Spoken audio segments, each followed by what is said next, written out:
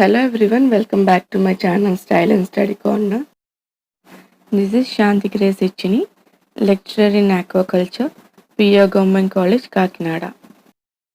A videos, diploma, degree, post-graduation, village fisheries assistant, fisheries development officer and other competitive exams వాళ్ళకి help అవ్వాలని చేస్తున్నాను.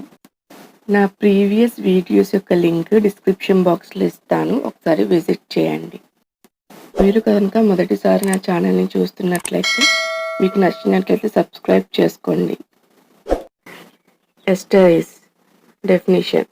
An estuary may be defined as a semi-enclosed coastal body of water which has a free connection with the open sea and within which a seawater is measurably diluted with fresh water derived from land drainage. So estuary అనేది semi enclosed అంటే మీకు తెలుసు కదా, ఎక్కడైతే sea water fresh water merge అవుతాయో కలుస్తాయో ఆ ఏరియాని మనం ఎస్టరీస్ అంటాం. సో ఏంటంటే సీ వాటర్ దగ్గర అది అటువైపు ఓపెన్గా ఉంటుంది, ఎటువంటి ల్యాండ్ ఏరియా అనేది ఉండదు. ఆ సీ వాటర్లోకి ఫ్రెష్ వాటర్ వచ్చి మిక్స్ అవుతూ ఉంటుంది. దీన్నే ఎస్టరీస్ అంటాము. Classification of estuaries. 4 different types of estuaries are known. Upwelling. Upwelling is the vertical movement of water from bottom to surface, and it is peculiar in the sense that it carries with it large amount of bottom deposits. Upwelling is generally seen near the shores. It is called as coastal upwelling. Sometimes offshore winds blowing parallel to the coast carry surface water away from the coast. Upwelling అనేది vertical moment. ఎలా అంటే bottom నుంచి upward సర్ఫేస్కి అలా rotate అవుతూ వస్తుంది అనమాట. దానివల్ల ఏంటంటే బాటంలో ఉన్న డిపాజిట్స్ అనేవి పైకి, పైన మంచి కూల్ వాటర్ అనేది కిందకి, అలా బాటంలో ఉన్నవన్నీ పైకి అప్ అండ్ డౌన్స్ లాగా ఇలా సర్క్యులేట్ అవుతుంది అనమాట. దాన్ని అప్వెల్లింగ్ అంటాం. జనరల్గా ఈ అప్వెల్లింగ్ అనేది ఎక్కువగా షోర్స్ దగ్గరలో మనకి కనిపిస్తూ ఉంటుంది, అందుకే దీన్ని కోస్టల్ అప్వెల్లింగ్ అంటాము. కొన్నిసార్లు విండ్స్ వల్ల ఆఫ్ షోర్ దగ్గర సర్ఫేస్ లో ఉన్న వాటర్ అనేది అప్వెల్లింగ్ అవుతూ ఉంటుంది. The water from below which is generally colder and heavier raise up to replace the coastal water. Raise of water from below occur wherever there is a divergence of water currents. అప్వెల్లింగ్ జరిగినప్పుడు ఏమవుతుందంటే బాటంలో ఉన్న water కూల్గా ఉంటుంది, పైన ఉన్న water light penetration ఉండడం వల్ల మనకి హాట్గా ఉంటుంది కదా. సో ఈ అప్వెల్లింగ్ అయినప్పుడు ఏంటంటే కూల్ వాటర్ పైకి రావడం, పైన వాటర్ బాటంకి రావడం వల్ల అక్కడున్న వాటర్ అనేది బాటమ్ అండ్ అప్పర్ సర్ఫేస్ ఏరియాలో రొటేట్ అవుతూ ఉంటాయి, అంటే రీప్లేస్ అవుతూ ఉంటాయి. Such divergence will occur, for example, in the region of equator where because of rotation of earth there is a deflection of the right in the northern hemisphere and to the left in the southern hemisphere. The upwelling waters also bring into the surface zone the nutrients necessary for photosynthesis to enrich the upper layers and to promote growth of plankton and fish. Accordingly, regions of upwelling are likely to support extensive fisheries. For example ki Equator line దగ్గర ఎప్పుడైతే earth అనేది rotate అవుతూ ఉంటుందో ఆ టైంలో deflections అనేవి వస్తుంటాయి కదా. సో నార్థన్ హెమిస్ఫియర్లో వేరేగా ఉంటుంది, సదరన్ హెమిస్ఫియర్లో వేరేగా ఉంటుంది. నార్థన్ హెమిస్ఫియర్కి రైట్ సైడ్ వస్తుంది, సదరన్ హెమిస్ఫియర్కి లెఫ్ట్ సైడ్ వస్తుంది. ఈ అప్వెల్లింగ్ వల్ల ఏమవుతుందంటే బాటంలో ఉన్న మెటీరియల్ సర్ఫేస్కి రావడం వల్ల బాటమ్ మెటీరియల్స్ ఉన్న న్యూట్రిషన్స్ అనేవి సర్ఫేస్ లేయర్లో ఉన్న ఫోటోసింథసిస్ జరగడానికి, అంటే సర్ఫేస్ లేయర్ ఉన్న ప్లాంక్టన్స్కి ఫోటోసింథసిస్కి కావాల్సిన న్యూట్రియంట్స్ని అందించగలుగుతాయి. అప్వెల్లింగ్ వల్ల ఇటువంటి బెనిఫిట్స్ అనేవి ఉన్నాయి. ఈ న్యూట్రియంట్స్ని యూజ్ చేసుకుని సర్ఫేస్ లేయర్లో ఉండే ఆర్గానిజమ్స్ అనేవి వాటి యొక్క గ్రోత్ని ప్రమోట్ చేసుకోవడానికి యూజ్ అవుతుంది. సో ఈ అప్వెల్లింగ్ అనేది ఎక్స్టెన్సివ్ ఫిషరీస్కి చాలా ఉపయోగపడుతుంది. Upwelling is common in many areas such as west coast of India and the coast of West Africa, California and Peru, etc. The monsoon winds in the Indian Ocean causes upwelling. Thus, during the northeast monsoon, upwelling occurs in the eastern parts of Bay of Bengal and Arabian Sea. During southwest monsoon, the phenomenon occurs in the western sides of Arabian Sea and Bay of Bengal. అప్వెల్లింగ్ అనేది కామన్గా చాలా ఏరియాస్లో కూడా వస్తుంది. Like west Coast ఇండియాలో west కోస్ట్లో and east కోస్ట్లో and ఆఫ్రికాలో west సైడ్లో వస్తుంది. ఇండియాలో వచ్చేసి మాన్సూన్లో ఇండియన్ ఓషన్లో అప్వెల్లింగ్ అనేది జరుగుతుంది. సో మాన్సూన్ టైంలో ఏంటి అంటే నార్త్ ఈస్ట్ మాన్సూన్ టైంలో అప్వెల్లింగ్ అనేది బే ఆఫ్ బెంగాల్కి eastern side and Arabian Sea కూడా ఈస్టర్న్ పార్ట్స్లో జరుగుతుంది. సో సౌత్ వెస్ట్ మాన్సూన్ టైంలో western side of Arabian Sea and western side of Bay of బెంగాల్లో జరుగుతుంది. Benthos are benthic animals live at or near the sea bottom. Benthos includes both plants and animals.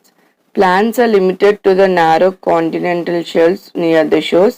They do not grow in deeper water as sunlight does not penetrate to the depths.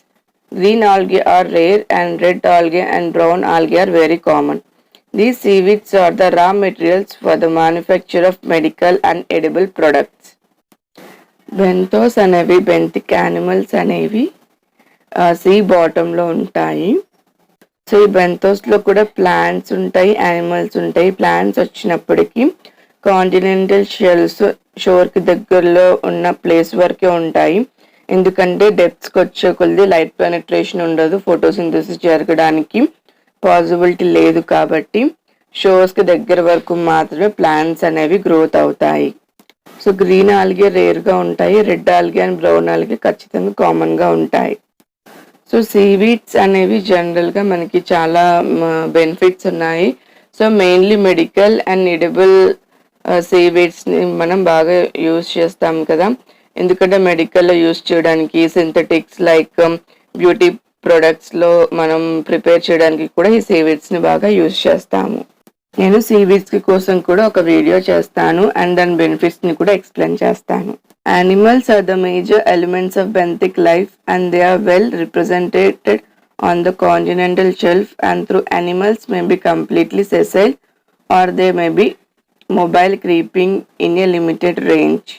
So animals అనేవి benthic లైఫ్లో అంటే బాటంలో ఎలా represent అవుతూ ఉంటాయి అంటే continental shelf ఏరియాలో ఉంటాయి. అండ్ యానిమల్స్ అనేవి కంప్లీట్లీ సెసైల్ అంటే వాటి యొక్క మూమెంట్ అనేది ఉండకపోవచ్చు. ఒకవేళ మూమెంట్ అనేది జరిగితే క్రీపింగ్ అంటే పాకుతూ ఉంటాయి. Coral, sponges, oysters, mussels etcetera are example of sessile animals. These are also known as edriobenthos. Edriobenthos అంటే ఎడిరియో అంటే శానిటరీ అని అర్థం, బెంథోస్ అంటే తెలుసు కదా bottom animals. So corals, sponges, oysters అనేవి ఎక్కడికి మూమెంట్ జరగవు, కేవలం వాటర్ అప్వెల్లింగ్ అయినప్పుడు మాత్రమే వాటి యొక్క మూమెంట్స్ జరుగుతాయి, కానీ అదర్వైజ్ వాటికి మూమెంట్ అనేది ఉండదు. Mobile benthic animals include polychaete, sea urchin, star fishes, prawns, lobsters, crabs, gastropods, bivalves and several group of fishes etc. These are also known as herpetobenthos. Herpetobenthos అంటే herpeto means walk or crawl అంటే నడవడం వల్ల కానీ పాకడం వల్ల కానీ జరిగే animals ఏంటి ఎగ్జాంపుల్కి చూస్తే gastropods, bivalves, lobsters, prawns, star fishes, urchins, polychaetes. Benthic animals contribute to fisheries in two ways.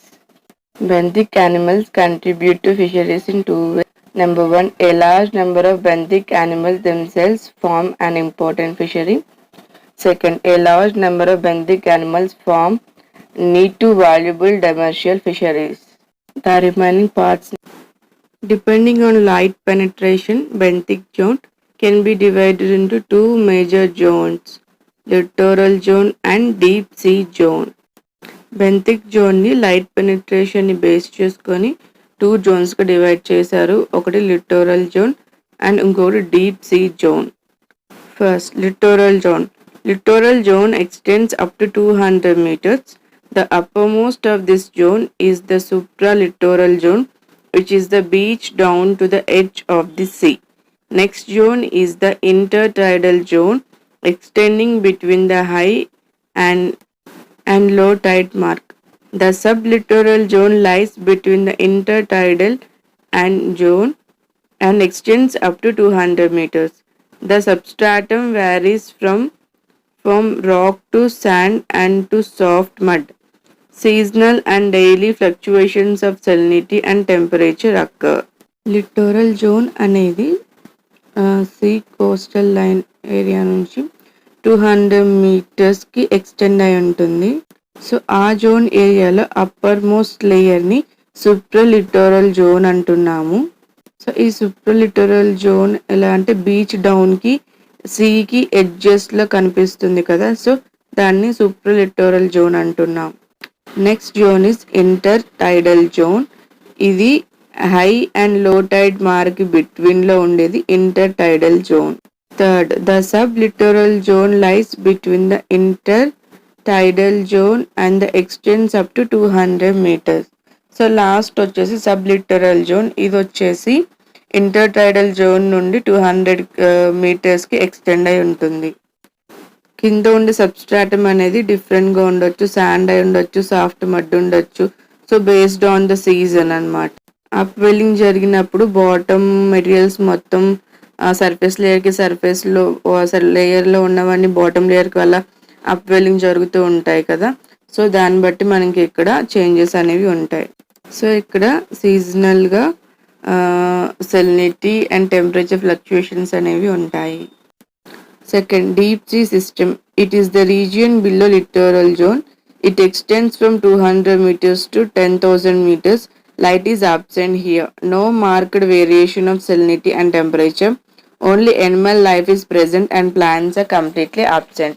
The deep sea system includes Archibenthic up to 1000 meters and Abyssobenthic up to 4000 to 6000 meters. Huddle zone extends below 6000 meters up to 10,000 meters.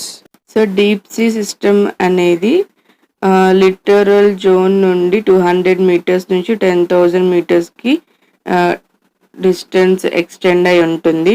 ఇక్కడ light అనేది ఉండదు, ఎందుకంటే deep సీలోకి వెళ్ళిపోతుంది. 200 metres వరకు మాత్రమే light penetration అనేది ఉంటుంది. After 200 metres తర్వాత లైట్ పెనిట్రేషన్ అనేది జరగదు. సో మనకి డెప్త్కి వెళ్ళే కొద్ది కూడా సెలినిటీలో కానీ టెంపరేచర్స్లో కానీ ఎటువంటి చేంజెస్ అనేవి ఉండవు. సో ఇక్కడ ఓన్లీ యానిమల్ లైఫ్ మాత్రం ప్రెజెంట్ అయి ఉంటుంది, ప్లాంట్స్ అనేవి ఉండవు, లైట్ పెనిట్రేషన్ ఉండదు కాబట్టి. సో లిటోరల్ జోన్లో అయితే లైట్ పెనిట్రేషన్ ఉంటుంది కాబట్టి ప్లాంట్ గ్రోత్ కూడా ఉంటుంది.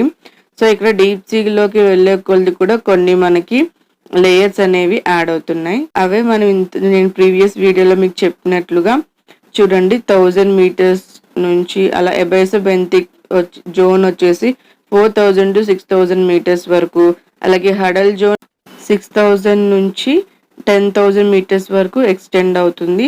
అలాగే బెంతిక్ యానిమల్స్ కూడా 3 కేటగిరీస్కి డివైడ్ చేశారు. అవేంటో ఇప్పుడు చూద్దాం.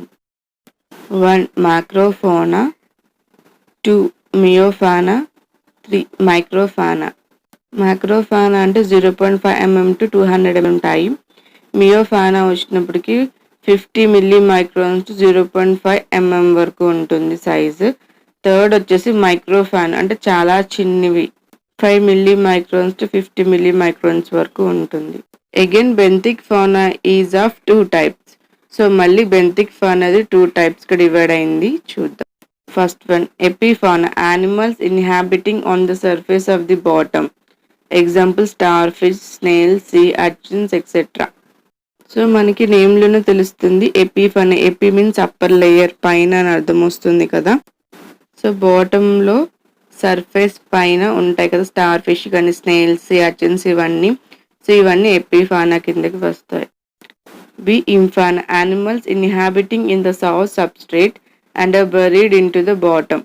Example polychaetes, bivalves etcetera.